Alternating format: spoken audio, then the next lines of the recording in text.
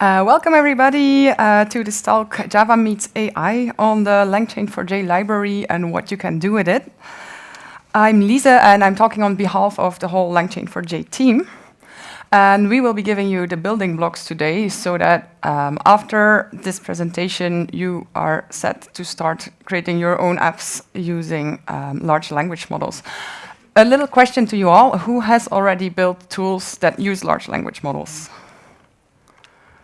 Okay, that's a couple of people. So I hope to give you some more tools to make it smoother, to make it faster. And for all the others, brace yourself, because you will know how to do it at the end of this talk. We need a little bit more than just building blocks, because on top, that was us a couple of months ago when we were like, OK, we're making the building blocks. Let's start making tools.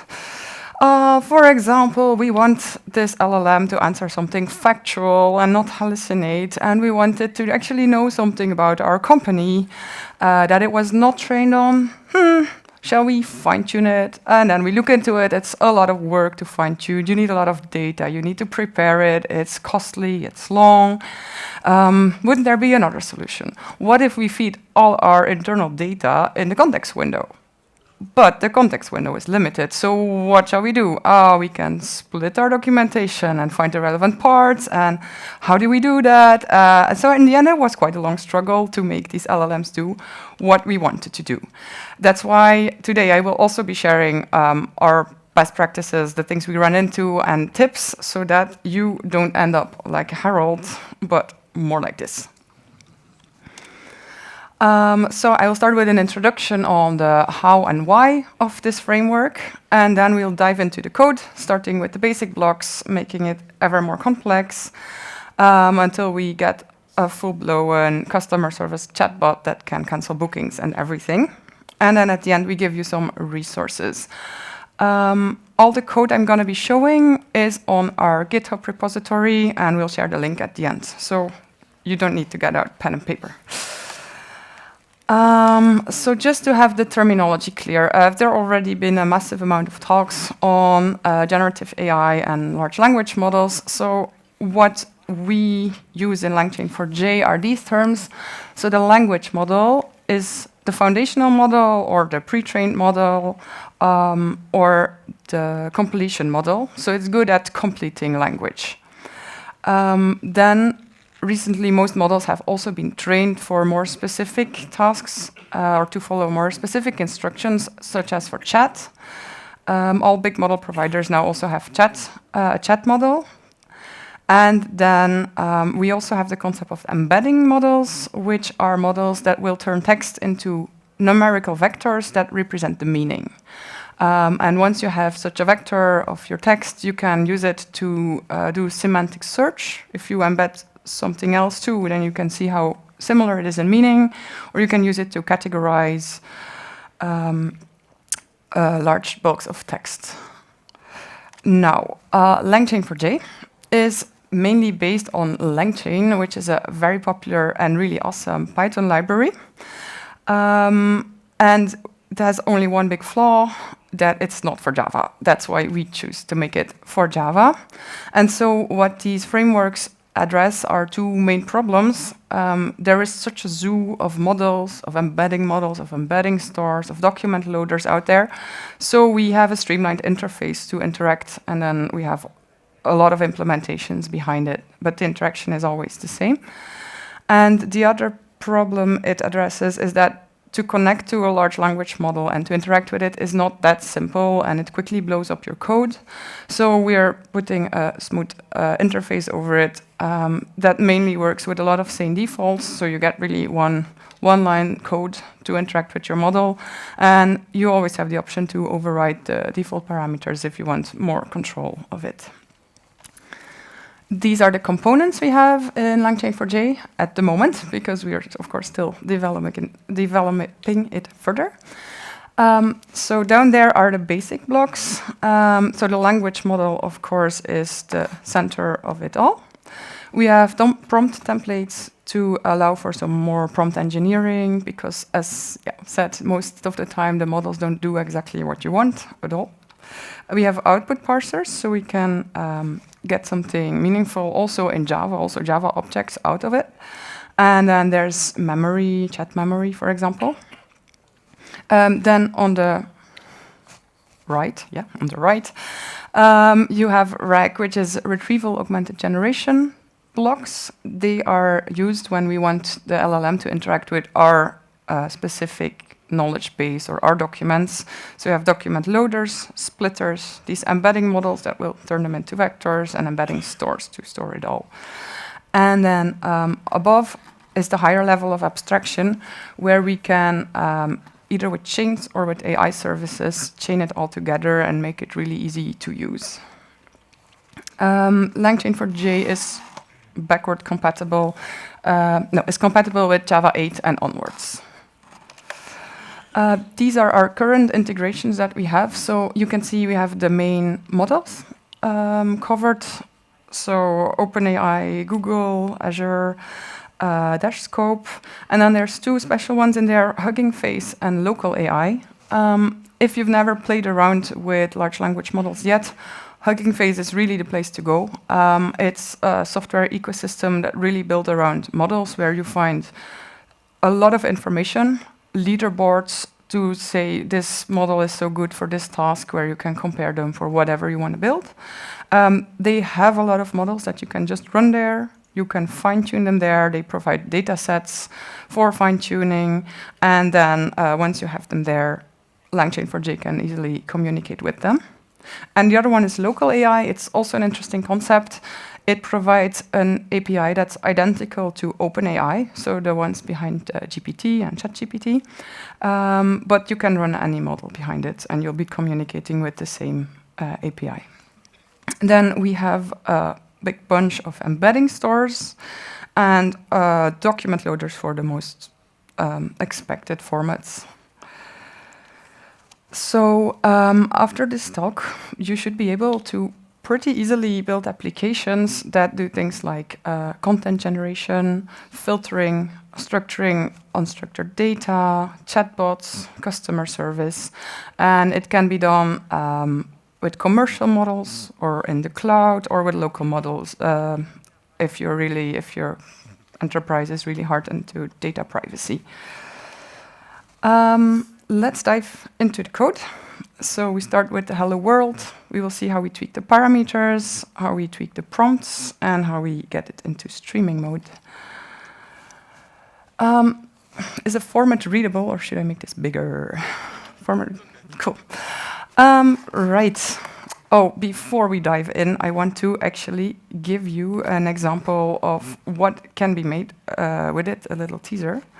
So this is our customer support chatbot.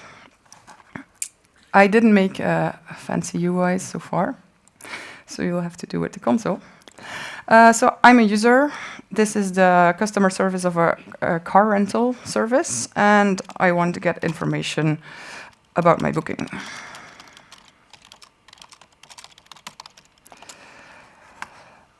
And what it does behind the scenes is it will look into the tools it has, because it can do stuff on the backend side. It will look in the terms of use to know what is possible. And so it says, could you please provide me with booking number, full name for verification purposes? And let's be a bad customer and say, this is my name, and forget my booking number. And it knows, okay, we will need a booking number. Now let's be, again, a bad customer and give a wrong booking number. So yeah, this is not going to be shown in the UI. It gets a booking not found error. And it says, it interprets it, and it says we can't find our booking. It stays always polite. It's great. So, okay, I'm sorry. It's 1, 2, 3, 4, 5, 6.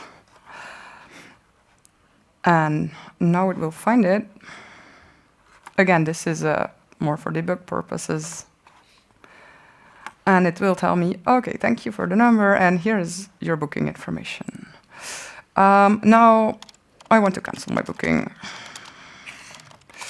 I have other plans, and that's the nice thing about these LLMs.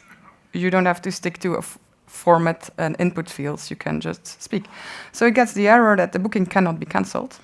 And what's happening under the hood is also it finds the cancellation policy in our terms of use, and then it will explain us why it couldn't cancel your booking.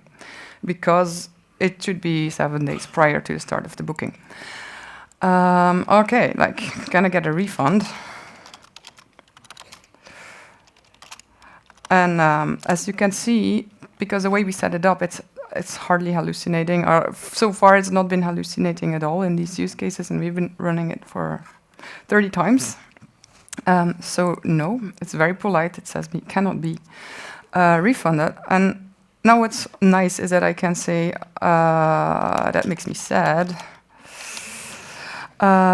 Please flatter me a bit. Wait. Bit to make me feel better.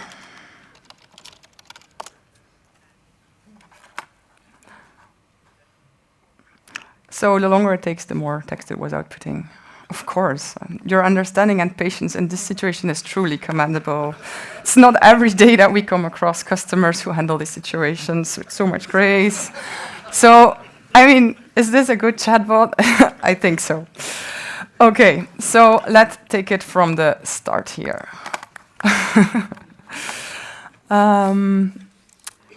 So, first thing first, I'm gonna live code it. I'm gonna take the risk because it's just so nice and smooth. We wanna just interact with a chat model. So we're gonna make chat language model object. We're gonna use OpenAI for this example. We'll have to set our key, which I stored here. Yes. Voila. We have our model, and now we can generate an answer just by saying model generate. And what do we want to ask it? Say hello DevOps. No. It might even correct this. And then we're gonna print that answer and have a look. That's how simple it is. Oops. So that's the answer we get. That was two-liner to get there. And it didn't do what we asked it to do, right?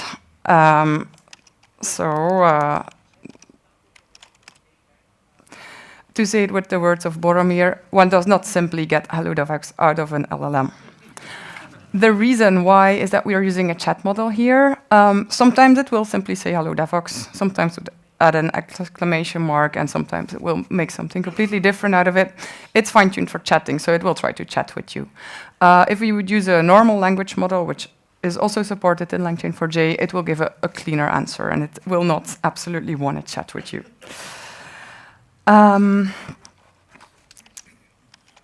Good. To set the model parameters, because now they were set to defaults, it's done like this. We create, again, this model, we make a builder, and then we can set any parameter that applies for this type of model. They're a bit different from model provider to model provider, and you usually find on their website about their API which parameters are there, what they stand for. For example, temperature is the most known one. The lower you put it, the more correct the answer will be. The higher you put it. For GPT 3.5, you can put it up to 2, and then it gets really creative and not so truthful anymore. We don't have that much time, so I'm not going to run all these examples, but then you know they're there, and you can look at them, into them at ease when you're home. They're all on our GitHub repo. We also support prompt templates, because usually if you want to get the real correct thing out of the LLM, you'll have to phrase it in the right way. And very often you don't want your users to be busy phrasing it in the right way. You want to phrase it in the right way in the backend and just put your user input somewhere in there. So, for example, we would have a template here, create a recipe for a dish type with the following ingredients. And this is really awesome, because I would need it every day when I open my fridge and say, okay, what do I have in here?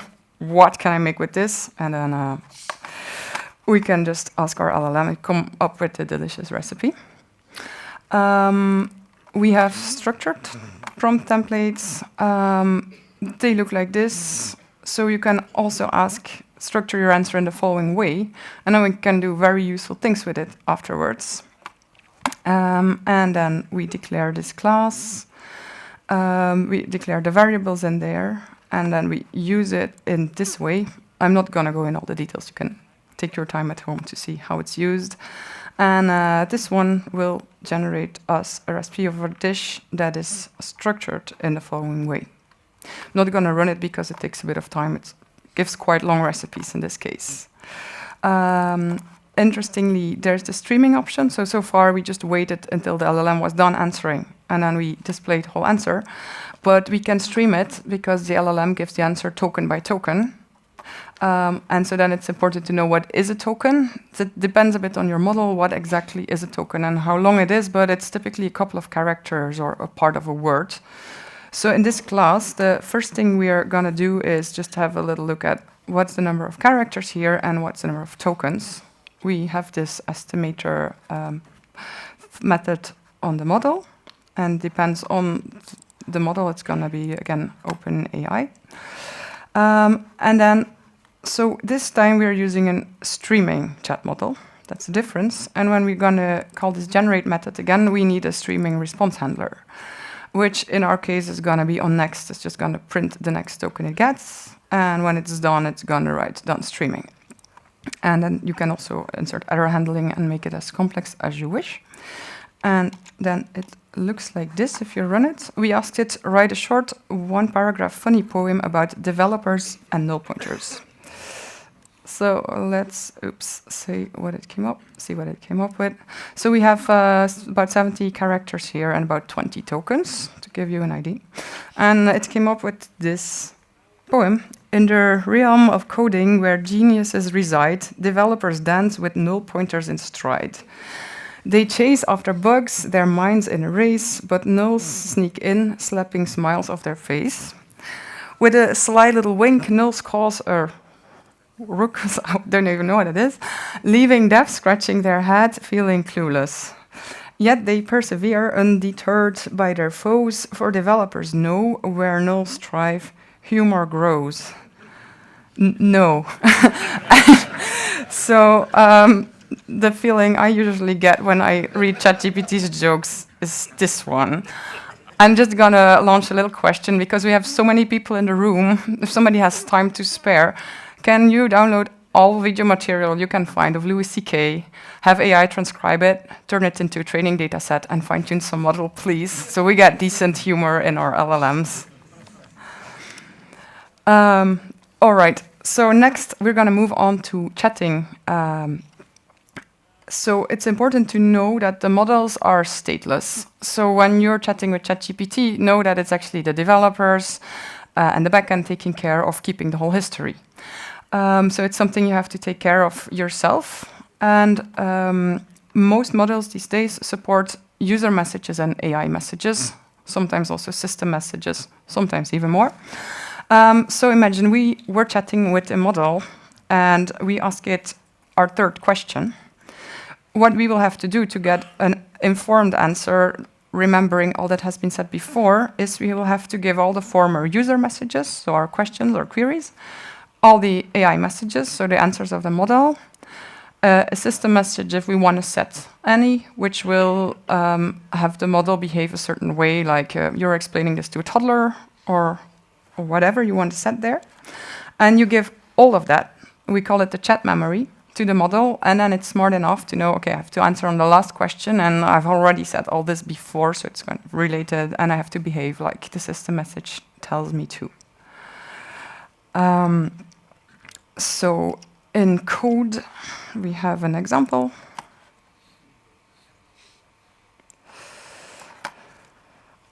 So we start again with creating our model. There is one thing with this memory, the models have a limited context window. I mean, even if it's very big, at a certain point you're gonna run into the limit. So you will wanna cut off your messages at a certain point in some way. Can be either cut off after so many messages, so many tokens, or a smarter way if you really want to keep it all. Summarize it somehow and give it along. So that's why here we're going to use chat memory, a token window chat memory with maximum 1,000 tokens. The other reason to cut it off is that the more tokens you send into the LLM, the more expensive it becomes. So it makes sense to only send in what you really need. And we use a tokenizer from OpenAI, again, because we needed to match our model. I'm going to, for the moment, comment the system message out.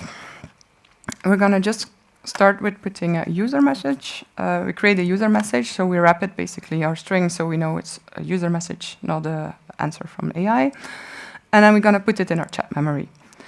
So our first question is, how do I optimize database queries in certain way? And then we again have a streaming response handler here to deal with the answer of the LLM. So here we call the LLM. And then here we will retrieve our answer and add it also to the chat memory. When it's done, we will ask a second question. Give a concrete example implementation of the first point. So it's a question made to check that it really knew what has been said before. And then, again, we're going to generate the answer. So in the chat memory, at the moment we ask the second question, we already have the first question, the first answer, and the second question.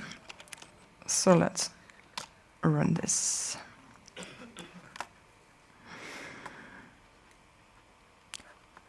By the way, you may see that I usually say to be short and define in how many lines it should answer, because it loves giving you 50 lines of an answer, and then we would be still busy this evening. So it gives us use indexing, utilize caching. It makes sense. And then we ask the concrete implementation of the first one, and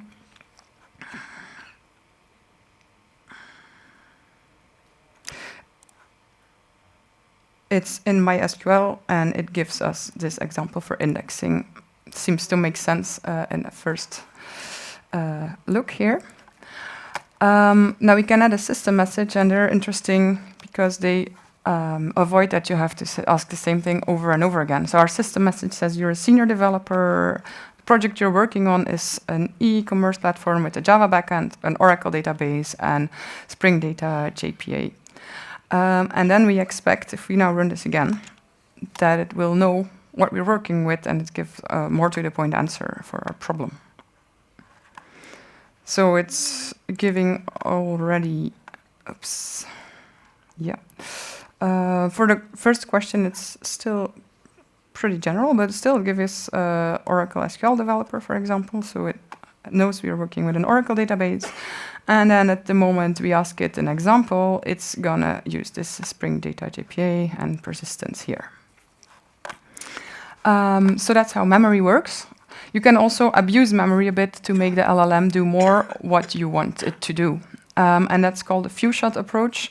Now, for clarification, few-shot is also used in fine-tuning. It's also a strategy, so both things are called few-shot. Few-shot with the chat memory is we give the model a fake chat memory of how we would have wanted it to behave in certain scenarios. And then we ask our real question, and we give it all along as if it was the chat memory, and it will try to behave as it behaved before. And it's actually pretty powerful. So I made an example here. It's chatbot to deal with feedback for our application. And if we get positive feedback, we actually want to store the feedback in a database so that once every week or so we can send to our developers, here's all the positive feedback we got this week. It would be pretty motivating. And we also want the model to answer, thank you for the feedback and please keep using our product, basically. So I gave an example of a positive feedback, and then the AI message, the answer that I would want looks like this, an action forward input to positive feedback storage, and then of course we need to still implement in the backend what exactly happens with that. And also reply, thank you very much, and blah, blah, blah. In case of negative feedback, I would want the model to excuse, of course, and say we're working on it, and also open a ticket. So the reply to this negative feedback example would be an action, open a new ticket, summarize what should be in the ticket, And you can extend it to ask follow-up questions like, what version were you using? So can you send the logs along? So you can then all store it in your ticket. And the reply is then, we are so sorry. So I made these fake examples just with ChatGPT. I said I wanted to reply like this, make me a couple of examples. I have 2 positive ones, 2 negative ones. Put it all in the chat memory. And then I ask my question. It's typically what I ask, right? How can your app be so slow? Please do something about it. And then let's have a look what our LLM or our feedback handler replies. Action, open a new ticket, app performance issue, and reply. We apologize. That's really nice. So it gives we're working on it. So that was a few shots. Now we have the basic blocks. Now we're gonna move into chains, which is an easy way to get all these blocks together and just turn it into an execute method at the end. So we have a conversational chain. Chain is also the basis of the language, and it's also the strong point of the LangChain Python library. So our conversational chain, we have a model, and we just build a conversational chain with this chat language model, and the memory is added by default. But you can add one if you want to have an own memory implementation or a specific implementation, you can add it here. And then you can start chatting. It's basically chain execute. And you can chat with it. That's how easy it gets with chains. I'm not going to go deeper into this because in LangChain4j we added a new concept, which is AI services, and that gets me really enthusiastic. So let's dive in immediately. So the idea in the AI services is that we declaratively define what we want to happen. So we have this assistant interface. This is what we want. We want an assistant that has a method chat where we can send in our message and that will give us back a string, the answer. And so under the hood, LangChain4j takes care of interpreting it all and writing all the boiler code so that we still need to choose our model. And then it works like this. AI services create from our assistants class, and with this model, we build our assistants. And then we have our method available, assistant.chat. And this is an example where we want to translate a line from a text form. So I'd say quite a useful use case, especially when you live abroad. So that was a simple AI service example. And so it gives us an answer. It deducted all that from the interface that we defined. And then it gets really cool afterwards. We can add a system message to our interface here, to our methods.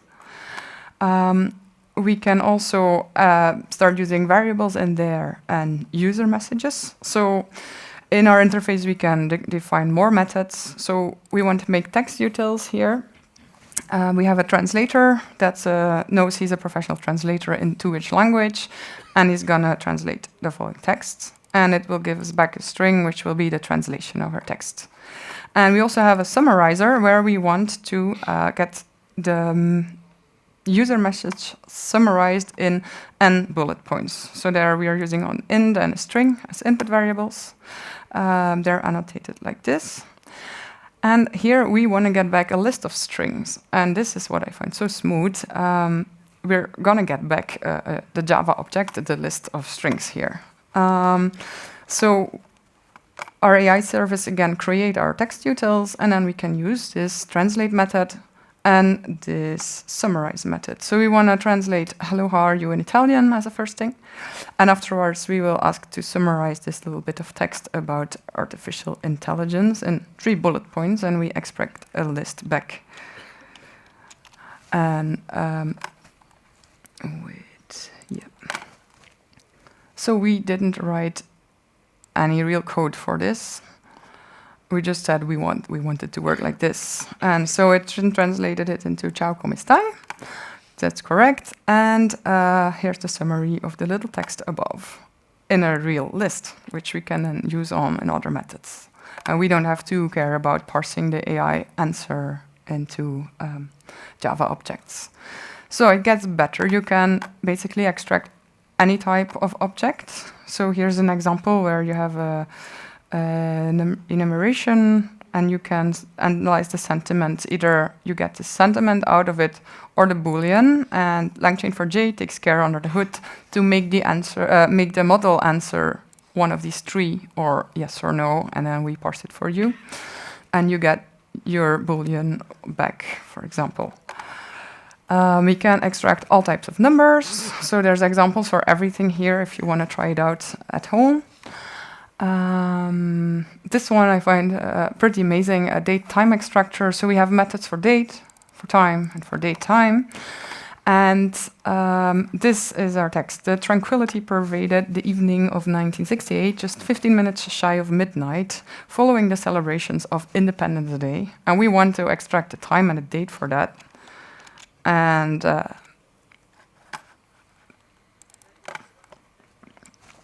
that just works.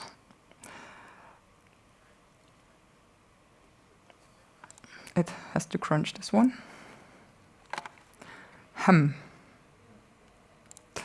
Right, let me be sure. Let me run it again. So that's date time.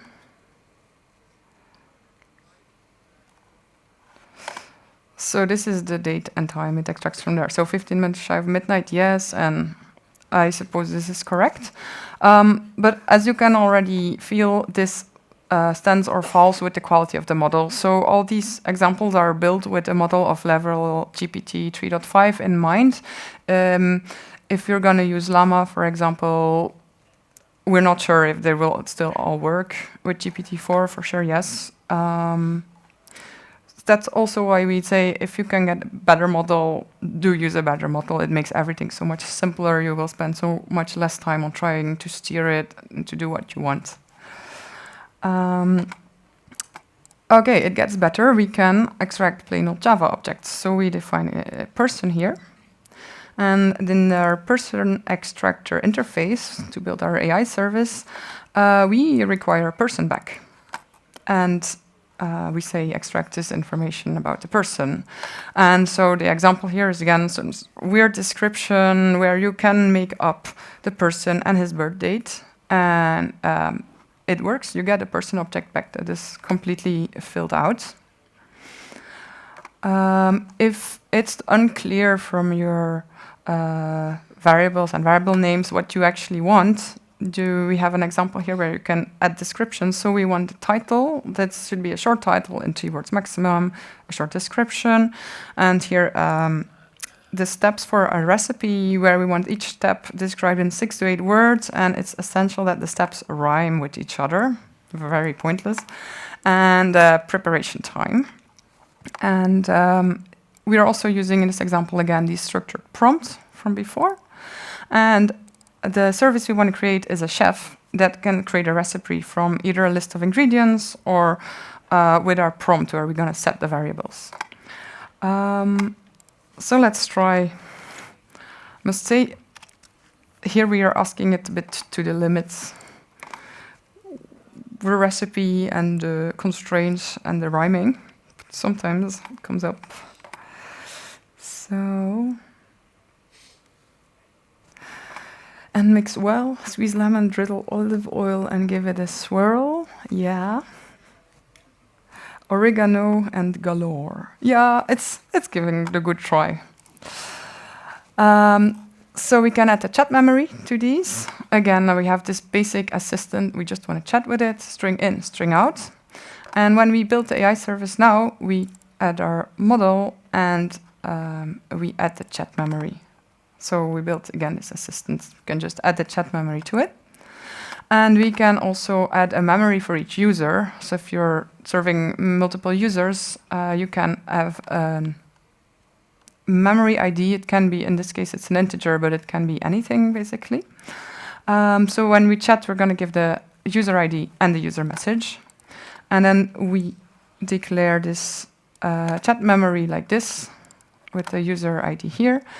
And I'm not going to run it now, but depending on which user ID you give, it will know your name. So it will get your chat history and not from other people. This is all in memory. We can make this persistent. So we have an example here where we have where we're using a persistent chat memory store. You can have a look at it at home. And then we make a chat memory provider based on that. Okay, so who now all of a sudden has plenty of ideas to start building applications? Right. Okay, so hold your horses, it gets better. We can give our models tools.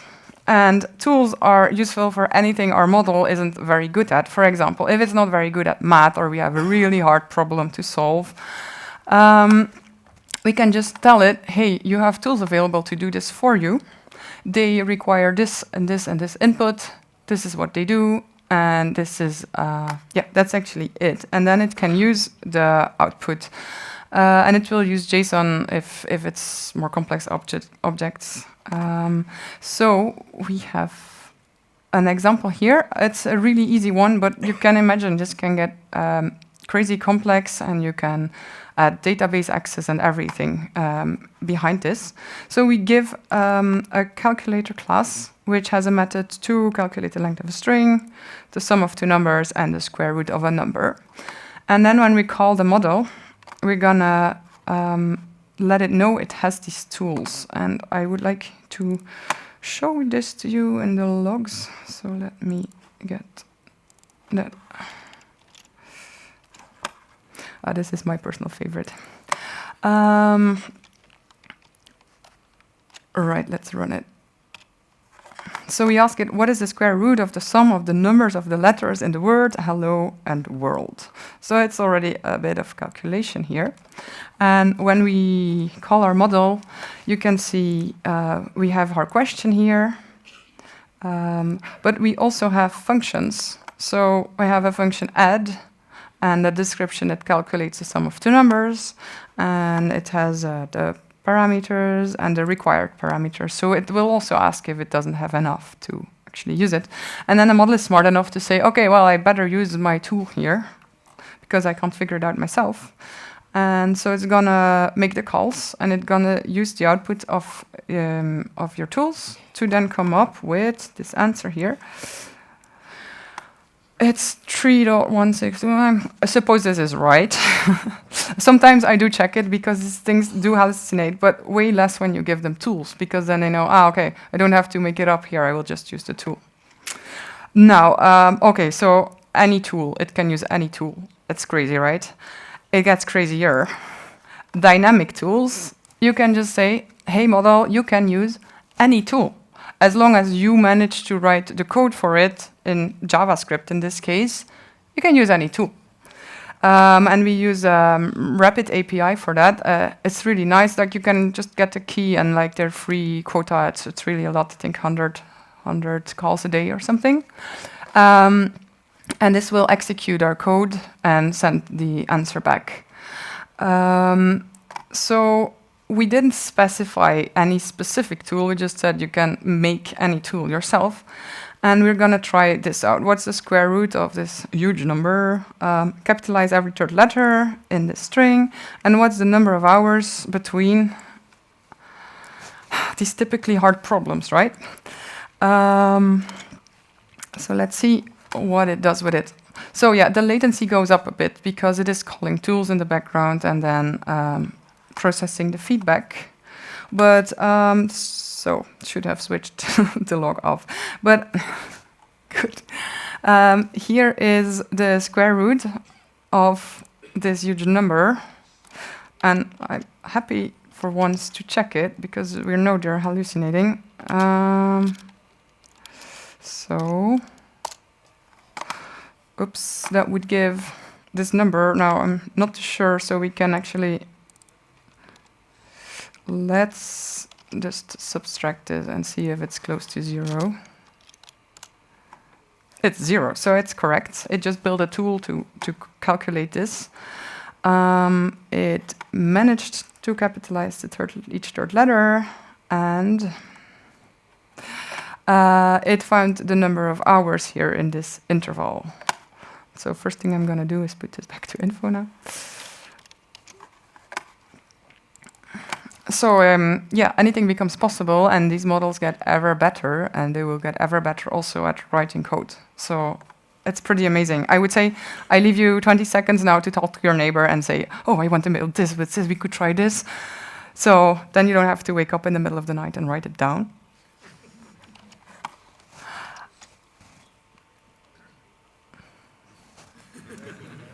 Are you shy? All right. The last big thing is retrieval augmented generation. We've shortly talked about it before, so I'm going to show more in detail how it works. It's for a specific case where you have your own knowledge base and you want to interact with it.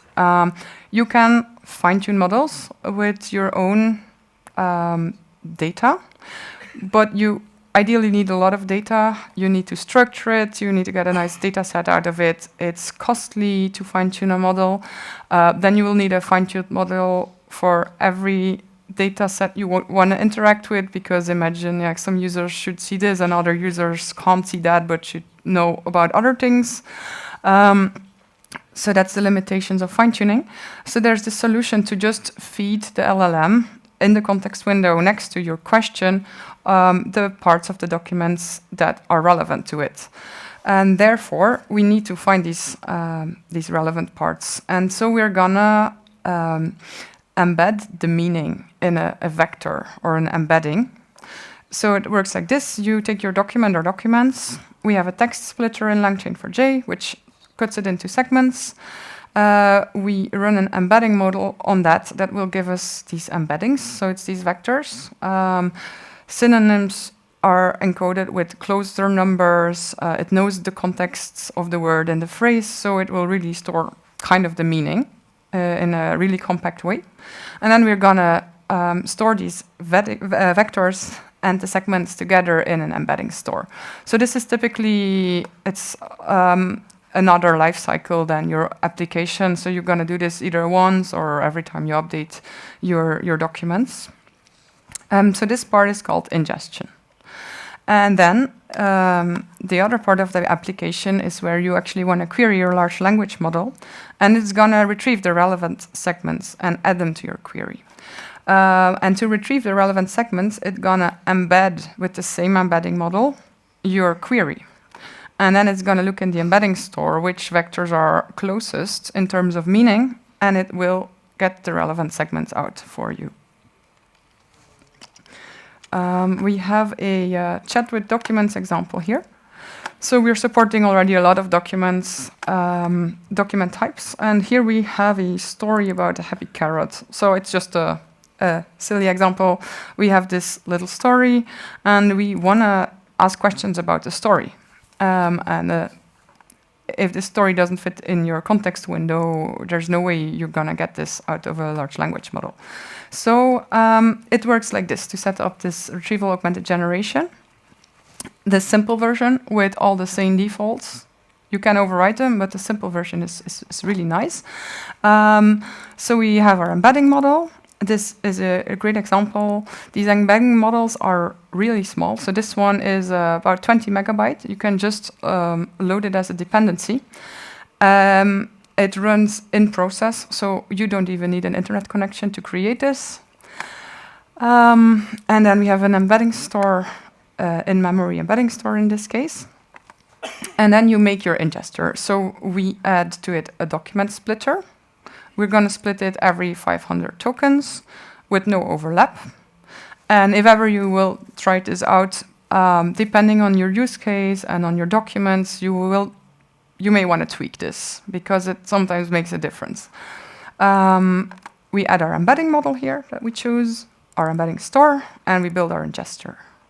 We load our document and we ingest it. And at this point, we will have filled our embedding store with embeddings of our documents. And then we build a conversational retrieval chain where we can add our chat language model. So that's not our embedding model this time. This is a real LLM that's going to answer. We have retriever. that we get from our embedding store with our embedding model. And that's it. So chat memory, again, it's there by default, unless if you want to do something special with it. We can add prompt templates again. And then it's basically, again, just execute. And it will, for every question you ask, pull up the relevant sections. So when we ask here, who is Charlie, it's going to know that it has to find it in our story. And so behind the screen, we get all the relevant segments about Charlie.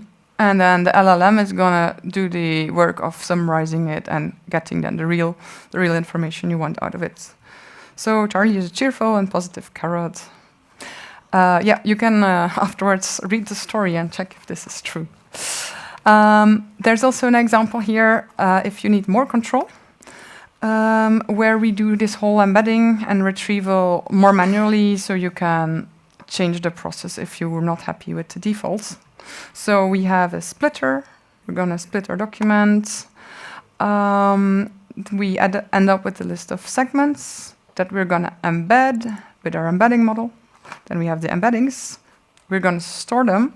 So very interesting here is that sometimes if you split a document just in parts, it's going to miss some context because the title was actually very important to know what the segment was about. And then so depending on what data you have, you may want to add the title to all of your segments, for example, and that can be done here.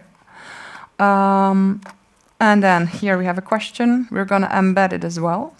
We're going to find the relevant embeddings. And we set a maximum number of results and a minimum score. Again, this is very dependent on the embedding model you use. So ideally you tweak it, and then we even have a prompt template here. You can add in your question and all the relevant information you found. You put that in there, and then again you call the model, and it will give you a very similar answer. It's doing the same, but you have way more places to change. So that was everything, but now I want to come back to this example we had, the customer support application. So what it's doing behind the screens is a bit everything we saw. We have a retriever rag on our own terms of use. We have tools, they're here, that get booking details, cancel booking. They will give back meaningful errors, so your model can interpret your error together with your terms of use and give a decent answer back. Yeah, our time is almost over, so I'm not going to do the debugging version of this, but you can find it all on our GitHub repo. So a couple of tips from us to spare you a lot of time. Use these leaderboards to pick the best model for your application. If you have a choice, use the best model. Sometimes you will be forced to use a local model on premises, but it's hard. They're not so steerable. So if you can use something better, it's gonna help you. We have a demo key. If you just want to try this out and you don't want to create a key for OpenAI access, you can just use the demo key that comes when you pull the repository. Yeah, and use good prompt templates. It really makes sense to steer it for what you want to do instead of trying to clean up its answer afterwards. For this retrieval augmented generation, we have these in-process embedding models, and we have in-memory embedding stores, and they cover like 99% of the use cases, and it's super easy to set up. There's no configuration at all. It makes sense to optimize your parameters when segmenting and embedding, and to clean up your documents and with your segments too, if you want more stuff to be embedded along, if it's relevant. What I forgot to mention is actually this customer service example. It's also a Spring Boot application, so we have an integration where you can just configure your model parameters in the properties file. And it then takes care of creating a bean for your model and injecting it further on. Good, then resources, 1 minute left. So here is our repo. This QR code brings you to the repository. The examples, they're also linked in the README. Here are the most common leaderboards for the models on HuggingFace and Reddit.